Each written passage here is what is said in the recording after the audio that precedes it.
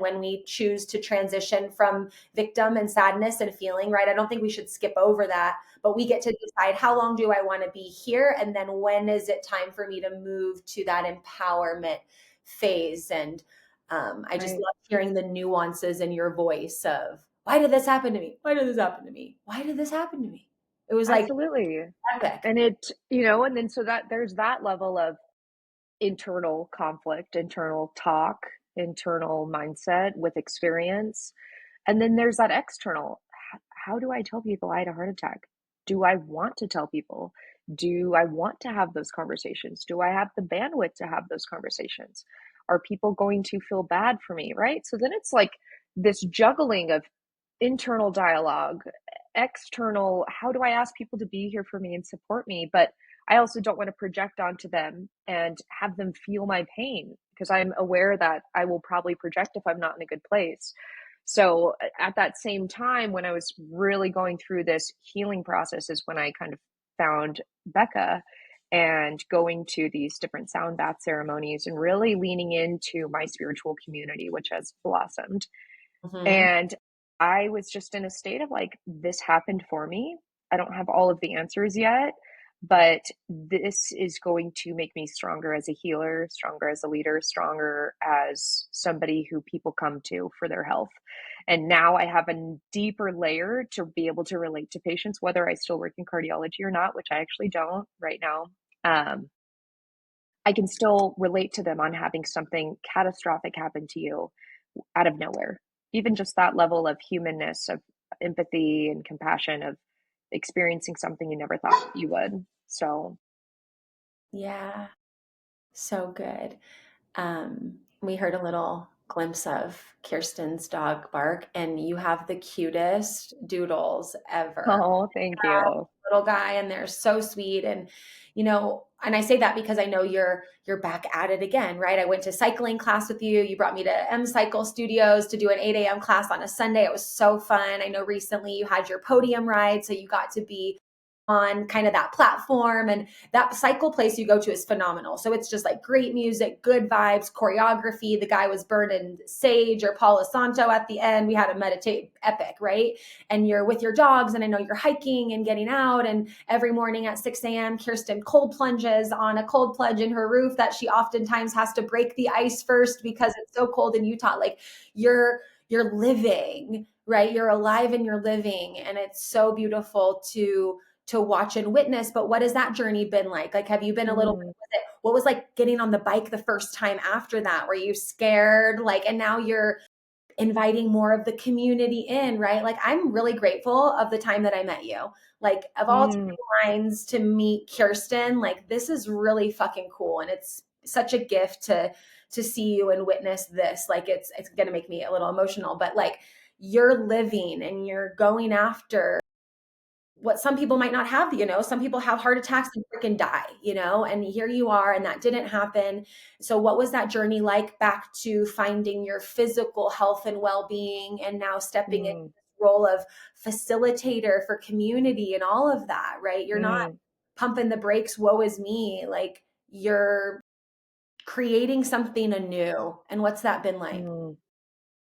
It really was a burn to the ground for me. So the months that came after, right, the heart attack is I'm dealing with a physical immobility. Okay. And as a person that exercises numerous times a day, every day, to have that taken away from you, it messes with your psyche. It messes with your physical appearance perceptions. It messes with the communities that you have around exercise, right? So all of that's gone. While that's gone, I've obviously finished school. I'm now unemployed while I'm job hunting. So I'm job hunting, but I feel very uncomfortable of, okay, this limits me because I can't work in person. I don't want to have to tell an employer that, hey, I'm on bed rest, right? I don't want to, it's not that I don't want to communicate the vulnerabilities. I don't want this to continue into this huge new chapter of my life where I'm finally not in school after 10 years. So I'm dealing with that. And then I'm looking in the mirror and I'm like, I don't know who I am anymore. I feel like a part of me died. I don't recognize myself, even though the same people are around me. I went through a full blown death, physical death. And so then that also came with an emotional and mental death as well. I got to a point in probably, I want to say it was September, I didn't want to live anymore. And that was a really, really scary place to be because of my background being so close with physical and mental health. I, communicated my thoughts and feelings to my therapist, and it really was beyond what her and I could do. So I really looked to my resources, even if I didn't know what they were. I just started calling around places of, who can I talk to beyond my cognitive behavioral therapist, because I'm having these feelings and these thoughts, and they're not a reflection of who I really am, but they are a projection of what I've gone through.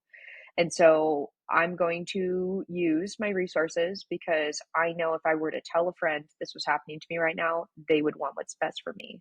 And even though this is hard, I need to help myself. And if I can't help myself, I need to find people that can. And so I really had to go through a mental death after that. And again, these experiences were like so raw and vulnerable that there's so much power in them. There's so much power in being at your lowest and still being your true self, regardless if it's to strangers, friends, family, whoever you need to tell, and just owning it. It's not even being proud owning it. It is just like, this is what I'm going through. If this is how you could support me, if this is how you could be there, great. If not, I totally understand. Just full surrender of what's happening. It will help with the healing process, whether you're in the beginning stages or at the end. And so once I started to quote unquote come out of this, I really was very introspective for months, still very much hermiting, but really leaning into my spiritual community, and trying to go back to cycle again was terrifying. You're telling me I'm going to walk into the same room that I had a heart attack in and no one's going to know and I'm going to be fine? Terrifying. But I did it anyways because I said I'd rather do it scared than not do it at all. And that's kind of been a mantra of mine, even of late, of like, I'm really scared, but I'm going to do it anyways because I'd rather do it than ponder what would have happened if I did or didn't. And so I got back into it. And with my background, I've been a clinical exercise physiologist for many years at the U, where I was helping patients post heart attack with exercise rehabilitation. So I just treated myself as a patient. I walked in there, I used my pulse ox, I monitored my heart rate, I took things at my pace, I took my blood pressure, and I just treated myself like an external patient. Okay. I know mentally I can do more because I have a very athletic background, but physically I have to treat myself like a patient. I have to treat myself like a heart patient because I am. And so I really just gave myself grace. That was definitely my word last year, not even knowing all this was going to happen. And then coming to this place of deep, deep meditative work the last few months where I actually connected with my spirit guides in a meditation, and I asked, what was my purpose? Like, what is my purpose in this human existence? And instantly, my spirit guide said to heal and be light.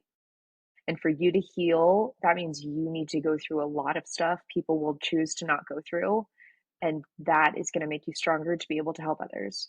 And once I got that, I came out of that meditation and I said, okay, this all makes sense now. That was like the answer, right? That I was going through for the grief of like, why? And then I got that answer of, oh, I am here to heal. And because I get to do that and endure these things, this gives me the ability to help others. And that is very near and dear to my core values. So I've really blossomed in that way of opening to community, opening up and inviting people to do my quote unquote weird things with me, and cold plunge communities at my house and sound baths and full moon ceremony. And I just opened it. And at the end of the day, I'm like, if no one shows, I still love this. If everyone shows, I still love this because it's authentically who I am. So if it's with community, that'll be great. And it will just enhance the experience even more. But if it's an opportunity to connect deeper with self, I also am all for that. Yeah. Yeah. So many snaps to that. We were at the, yeah, me and Kirsten, not knowingly, but we were at the Utah Jazz game 2 nights ago, right? 2 nights ago. At the same time, I posted something on stories and then she's like, wait, you're here? And I'm in section 139. And I was like, okay, I'm 135. And so we look up and we're like waving and we see each other. And you sent me a text. You're like, I love how we're like orbiting each other. And I'm like, same. It's just, I love yeah, I love everything that you needed to go through in order to get here so that we can tap into this relationship that we've started and are working on. We're always trying to, yeah, spend time together and make plans and whatever. And I was with my friend Maritza and she's like, oh, who's that? I'm like, oh, that's the girl we're going to her full moon ceremony on the 12th. And she's like, okay, cool. I'm like, she's from Turlock. And my friend Maritza, who's visiting, she's from Merced too. So she was like, we were just kind of sitting there and it was just fun. We're like munching on French fries. You're one, a couple sections over, and I get to and bring, my friends into your creation and those containers. And I went to your last one, which was so fun. And I knew I couldn't come from the beginning. So I came an hour late, but I was like, I don't care. I want to be there. I want to be in your space. I know I need that for myself. Didn't make a ton of connections with the people that were there, but for me, that wasn't the point. I wanted to show up for me and be in a space of that. So you're creating, yeah, what you're creating is impacting my life. So thank you so Mm, very much. I love that. I'm glad. And then the last thing, I know that yeah, I want to honor our time and everything, but yeah, for women and our heart, what can we do? What is the day-to-day things that we can do to love on our Mm, heart? I know that even as a preventative cardiologist expert that you were, you still got the journey that you needed in that. But like, yeah, for all the women listening, what are some things that we can do to love on our heart even more? mm. I definitely recommend starting your morning with self. And that can look like 1 minute of silence. That can look like 1 minute of journaling. That can look like 5 minutes of a walk. Check in with yourself. Okay. You may say, Kirsten, what does that even mean?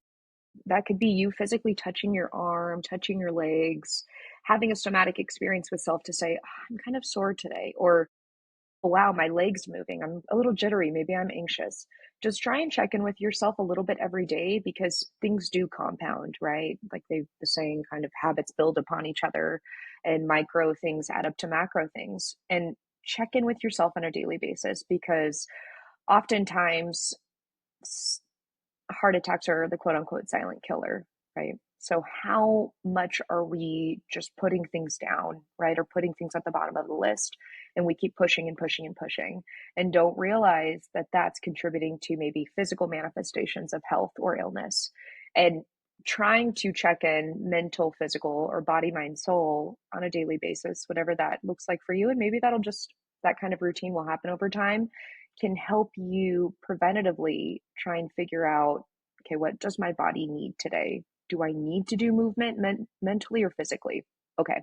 Do I need to sleep in longer? Is that for my mental or physical? So, kind of having that mindfulness and conscious awareness of self and what you can show up with the world today will make a huge difference for yourself and then who you surround yourself with. You're not telling us what to eat or do this. It's like literally a check-in, a work-in process. I appreciate that so much.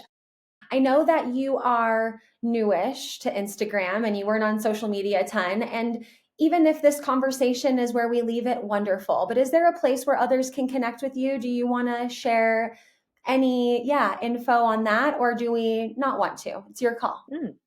Yeah, I'm happy to share. I've been on Instagram 1 year now, just Yay. personally as like a fun thing, and I want to get better at it and get more involved. And that is KTHORN_ is my username. And I am really big on LinkedIn. That is my one social media that I do speak very authentically on there, mainly about my professional endeavors and challenges. But I feel like I light very well on there. So those are probably my two places. Noted. We'll add those to the description so those listening can connect with you. Thanks, babe. I appreciate you. I'm so glad to know you. I'm so glad we're friends and we connected in this very cool way. And yeah, thanks for agreeing to share your story on the podcast. Oh, thank you. I love that you invited me to share your space. Thank you guys for listening, and we'll see you at the next episode. Bye.